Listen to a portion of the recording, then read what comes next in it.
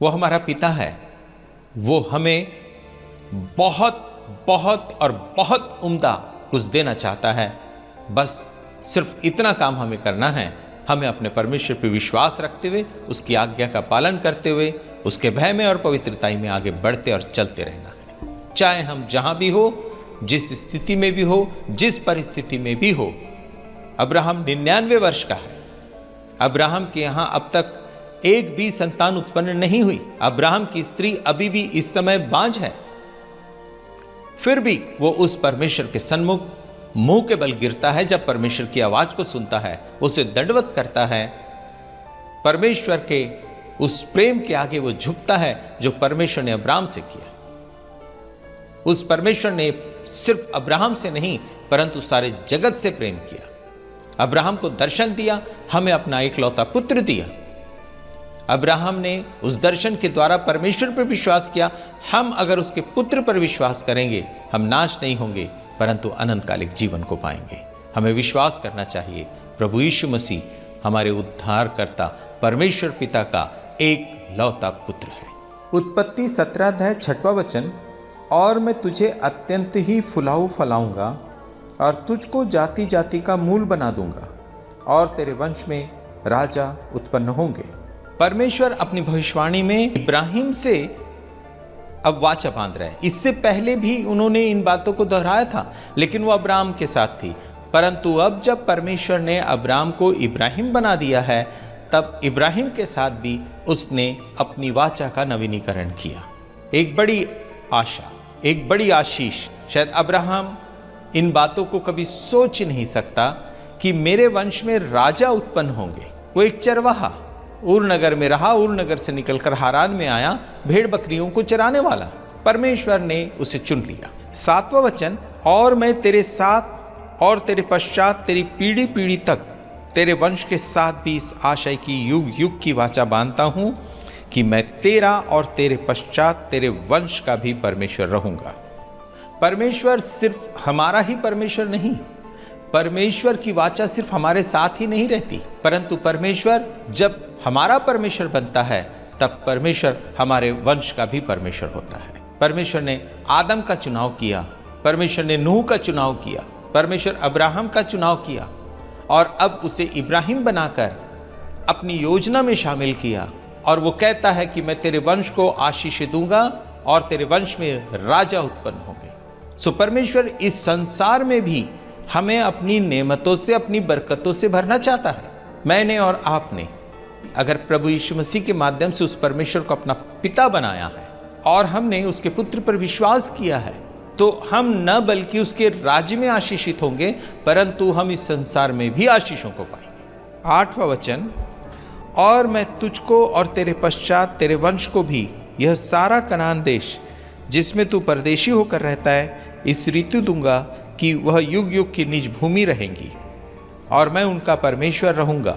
9 वचन, फिर परमेश्वर ने इब्राहिम से कहा, तू भी मेरे साथ बांधी हुई वाचा का पालन करना, तू और तेरे पश्चात तेरा वंश भी अपनी अपनी पीढ़ी में उसका पालन करे। परमेश्वर ने इब्राहिम के साथ वाचा बांधी और अब इब्राहिम से परमेश्वर कहता है, तू भी वाचा का पालन करना। मैंने जैसे तेरे साथ वाचा को बांधा है, वैसे ही तू भी अब मेरे साथ अपनी वाचा में बंध जाना, और न बल्कि तू परंतु तेरा वंश भी इन वाचा का पालन करते हुए वो योजनाएं जो मैंने तेरे और तेरे वंश के लिए बनाई हैं, उसे मैं पूरा करता चला जाऊंगा और वो परमेश्वर के उस अनुग्रह में आगे बढ़ते चले जाएंगे।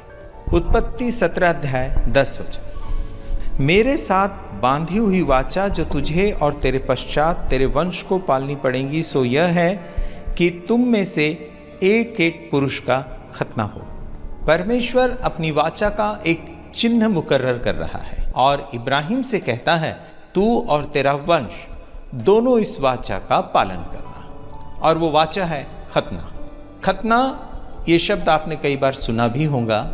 इसे कई जातियां मानती है, पर जब मसीह यीशु इस पृथ्वी पर आए, तब उन्होंने इस खतने की विधि को बपतिस्मे की विधि में तब्दील कर दिया।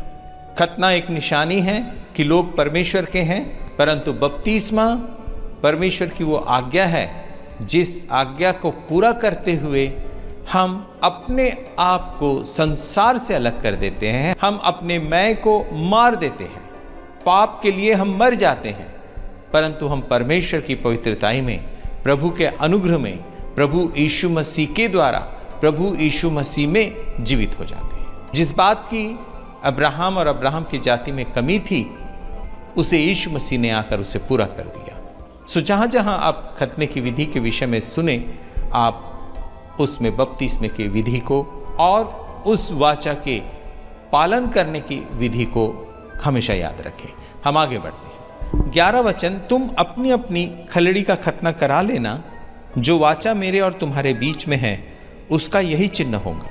12 वचन, पीढ़ी पीढ़ी में केवल तेरे वंश ही के लोग नहीं, पर जो तेरे घर में उत्पन्न हो वह परदेशियों को रूपा देकर मोल लिया जाए, ऐसे सब पुरुष भी जब 8 दिन के हो जाएं तब उनका खतना किया जाए।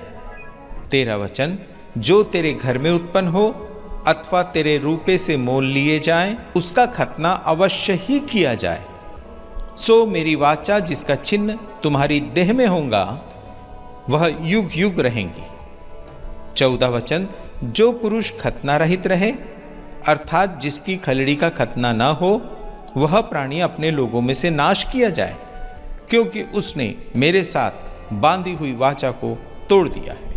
अब्राहम के दिनों में परमेश्वर ने जो वाचा बांधी, उसके लिए परमेश्वर कह रहे हैं कि जो उस वाचा का पालन न करे वो नाश कर दिया जाए।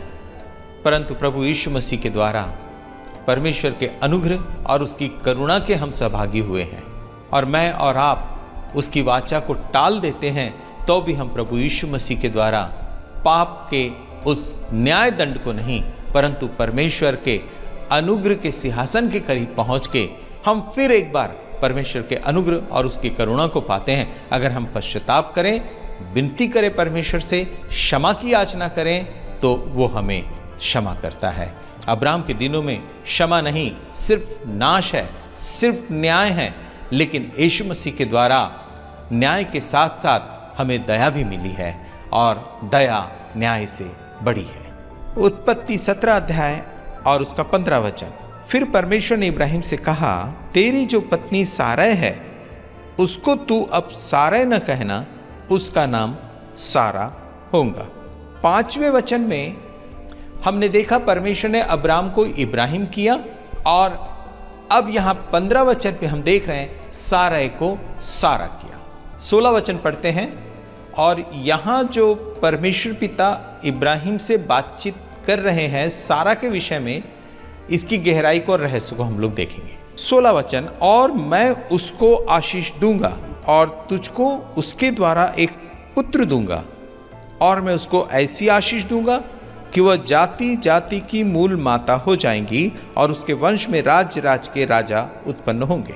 जैसी वाचा परमेश्वर पिता ने इब्राहिम के साथ बांधी, वैसी ही वो अब सारा के साथ बांध रहे हैं। इब्राहिम 99 वर्ष का है। यहां परमेश्वर कुछ तब्दीली कर रहे हैं। आपको याद होगा 15 अध्याय, जहां पर परमेश्वर पिता ने अब्राम को दर्शन दिया और उससे कहा कि तेरा निज पुत्र ही तेरा वारिस होगा। 16 अध्याय में अगर हम जाते हैं तो वहां पर हमने देखा सारा ने अपनी दासी हाजिरा को अब्राहम को दिया, और उससे एक पुत्र उत्पन्न हुआ जिसका नाम उन्होंने इश्माएल रखा। हमने वहां इस बात को देखा और सीखा कि जरूर उनके मन में यह बात आई होगी कि परमेश्वर इब्राहिम से कह रहे तेरा निज पुत्र, और तुरंत सारै ने जो है उन दिनों की प्रथा के मुताबिक अपनी दासी के जरिए एक पुत्र को उत्पन्न करवा लिया और वो उसे अपना पुत्र कहने लगी। लेकिन परमेश्वर की ये मर्जी और परमेश्वर की इच्छा नहीं है। परमेश्वर ने जब दर्शन दिया अब्राम को, तो वो दर्शन सारै के लिए भी था।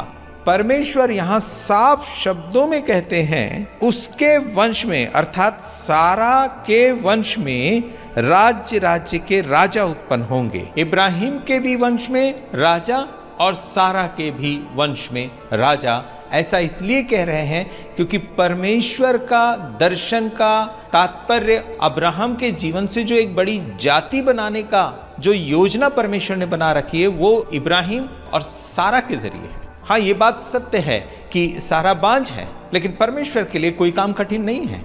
आपकी स्थिति, आपकी परिस्थिति, आपकी निर्बलता, आपका अज्ञानता, परमेश्वर चाहे तो वो सब कुछ कर सकता है। अगर परमेश्वर की योजना में हम हैं, वो चट्टान से पानी निकाल सकता है। सारा की क्या बात है।